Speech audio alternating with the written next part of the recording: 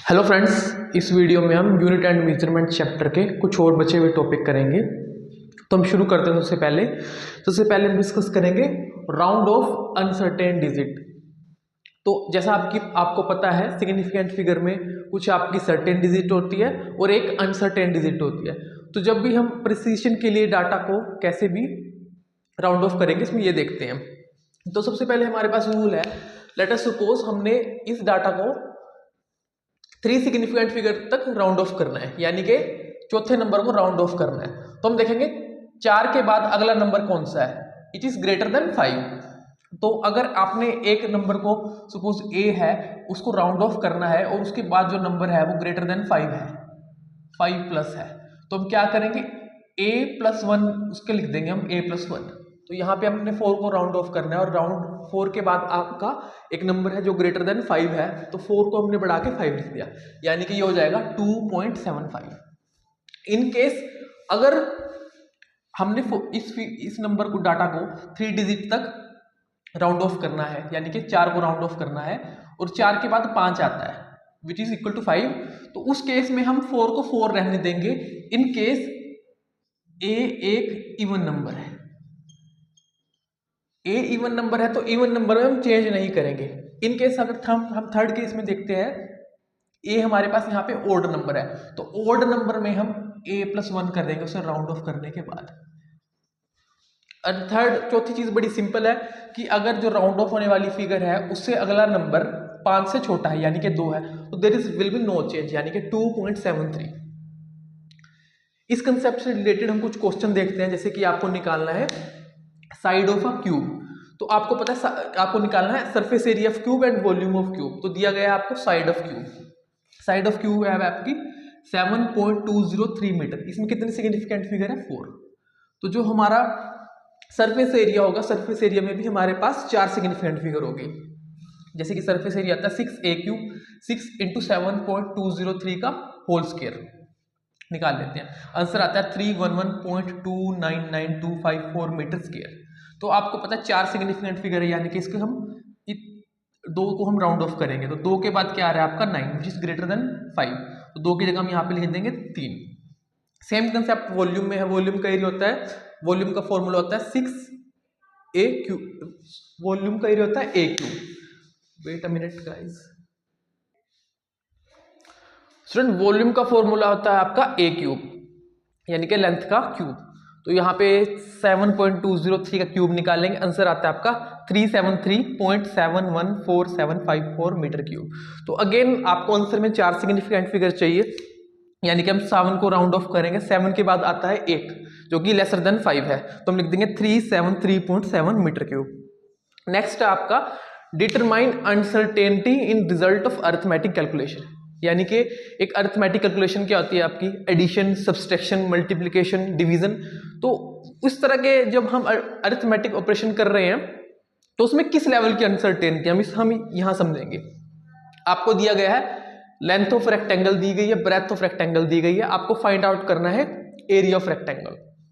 तो length of rectangle है जैसे कि 16.2 सेंटीमीटर।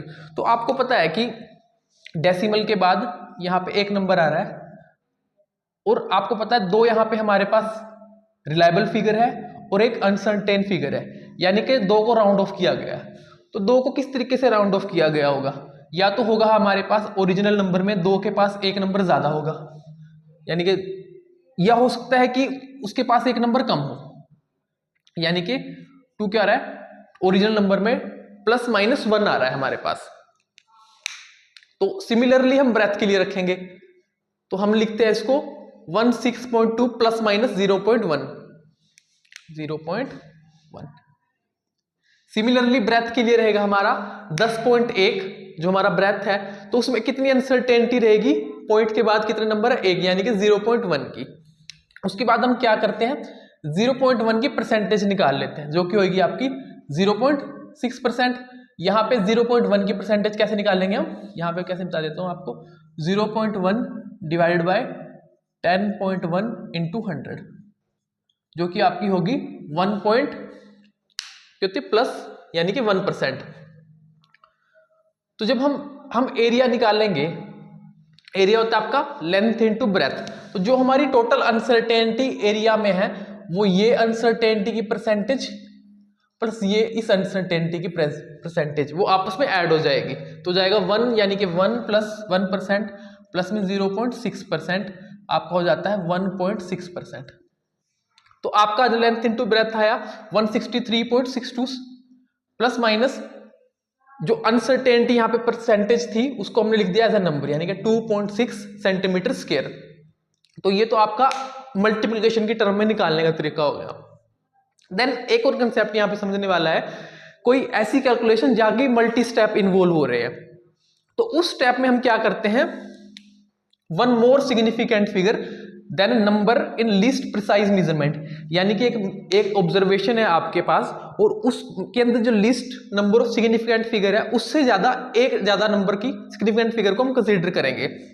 उसको हम एग्जांपल से समझते हैं, जैसे कि हम रेसिप्रोकल लेते हैं 9.58 का, तो अगर हम इसको लिखें 0.04, यानी कि हमने 3 सिग्निफिकेंट फिगर के लिए यहां तक 3 सिग्निफिकेंट फिगर का रेसिप्रोकल निकाला, देन अगेन हम 0.104 का रेसिप्रोकल लेते हैं तो हमारे पास आंसर आता है 9.62, जबकि हमारे पास क्या आना चाहिए हमारे पास 9.58। उसका रीजन क्या है, क्योंकि हमने सिर्फ 3 सिग्निफिकेंट फिगर ली थी, जबकि हमें लीस्ट प्रिसाइज सिग्निफिकेंट फिगर से एक नंबर ज्यादा लेना था। जब हम लेते हैं 0.1044, यानी कि इसमें एक सिग्निफिकेंट फिगर ज्यादा है, और जब हम उसका रेसिप्रोकल निकालते हैं तो वो बराबर आता है 9.58 के। ये कंसेप्ट हो गया। नेक्स्ट जो चीज हम समझते हैं, नेक्स्ट क्या है हमारे पास, in experiment if experiment data has n significant figure, result of combination of data will have n significant figure for subtraction can be reduced. तो क्या कह रहा है कि अगर एक एक्सपेरिमेंट डाटा में आपके पास किसी ऑब्जर्वेशन के पास n सिग्निफिकेंट फिगर है,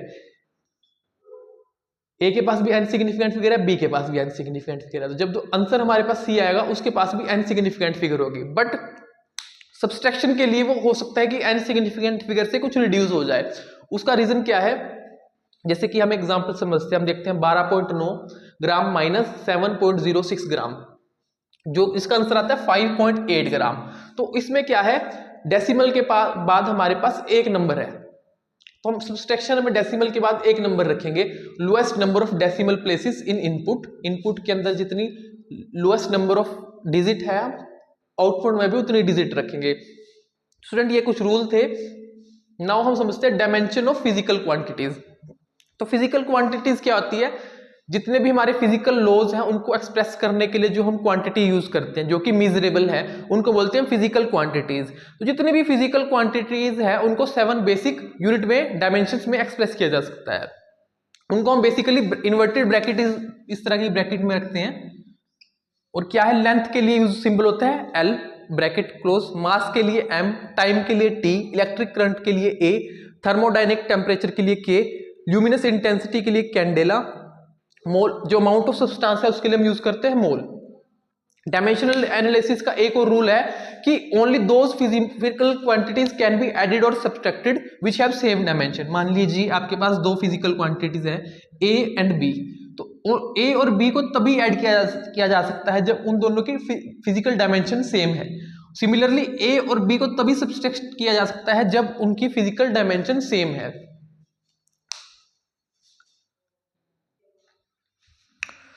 स्टूडेंट हम डायमेंशनल इक्वेशन समझते हैं। डायमेंशनल इक्वेशन जब हम फिजिकल क्वांटिटी को एक इक्वेशन में एक्सप्रेस करते हैं। सपोज आपका है डिस्टेंस, तो आपको पता है डिस्टेंस किसके बराबर होता है, फिजिकल फॉर्म में लिखे हम डायमेंशनल यूनिट में, तो ये L हो गया आपका। अगर मैं कहूं कि एक्सेलरेशन को आप एक्सप्रेस करो तो एक्सेलरेशन क्या होता है आपका, वेलोसिटी अपॉन में टाइम, यानी कि L बटे में T का नेगेटिव ऑफ इनवर्स।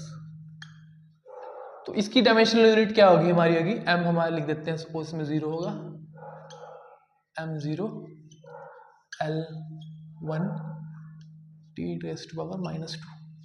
यानी कि डायमेंशनल इक्वेशन क्या होती है, ऐसी इक्वेशन जहां हम उन्हें डायमेंशनल यूनिट में एक्सप्रेस करते हैं और जो डायमेंशन है उसकी एक्सपोनेंशियल पावर की हमने रेज किया होता है। तो डायमेंशनल इसका यूज क्या है, यूज क्या होता है कि कोई भी आपके पास इक्वेशन है, आप उसको चेक कर सकते हैं कि वो डायमेंशनली करेक्ट है या इनकरेक्ट है। अगर कोई इक्वेशन डायमेंशनली इनकरेक्ट है तो हम कह सकते हैं कि ये इक्वेशन इनकरेक्ट है। बट अगर हम कहते हैं कि डायमेंशनली वो इक्वेशन करेक्ट है तो जरूरी नहीं है कि वो इक्वेशन करेक्ट होगी। लेट अस सपोज इक्वेशन लेते हैं हम, आप ले लीजिए s is equal to u t plus में हाफ ए टी स्क्वायर। तो आपने चेक करना है कि ये इक्वेशन डायमेंशनली करेक्ट है या नहीं। तो s यहाँ पे आपको पता है डिस्प्लेसमेंट है, डिस्प्लेसमेंट की यूनिट क्या आएगी l।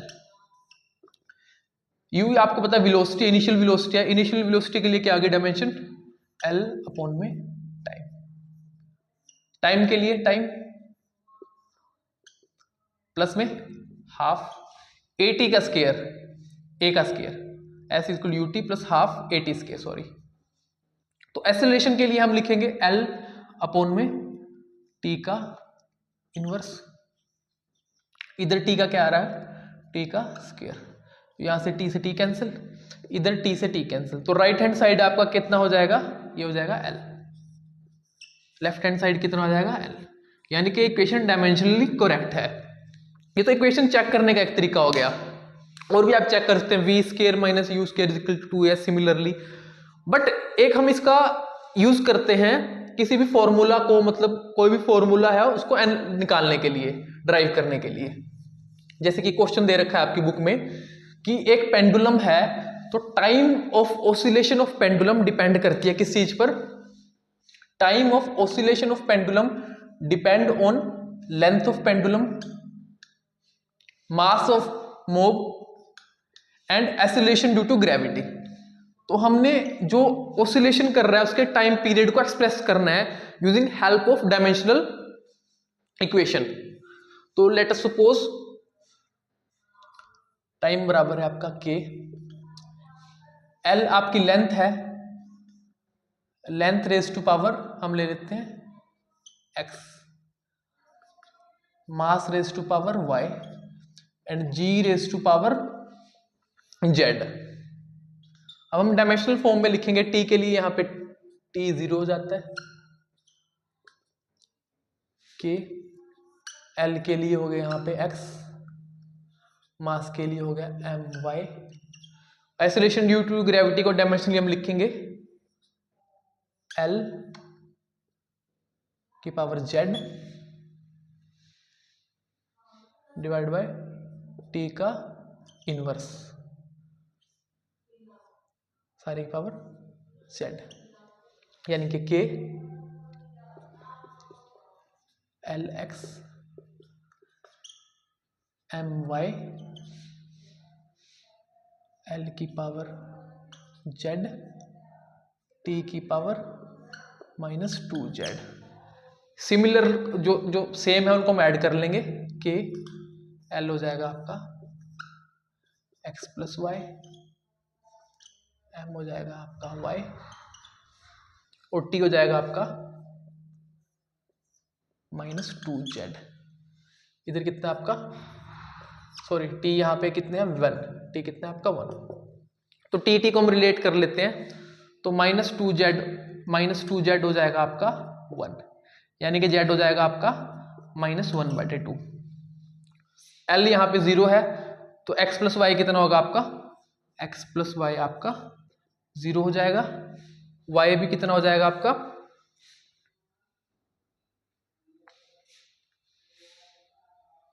सॉरी यहाँ पे l के साथ x प्लस z था, x प्लस z यहाँ पे हो जाएगा आपका 0, तो z की वैल्यू आई आपके पास -1/2, x -1/2 इज इक्वल टू 0, तो x क्या जाता है आपका 1/2 एंड y की वैल्यू क्या, क्योंकि मास इस तरफ 0 है तो y की वैल्यू क्या जाती है 0।